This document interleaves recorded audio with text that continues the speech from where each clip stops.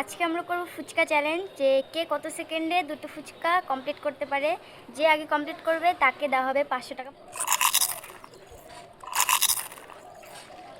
Clear হয়নি এখন, মানে কমপ্লিট হয়নি এগুলো, বুঝছে?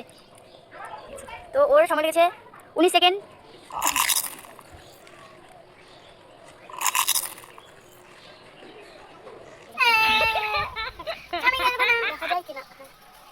এটা হতে পারে না।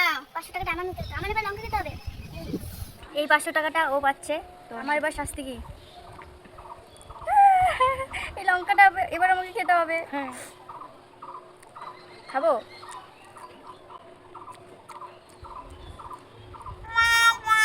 একটুও ঝাল না।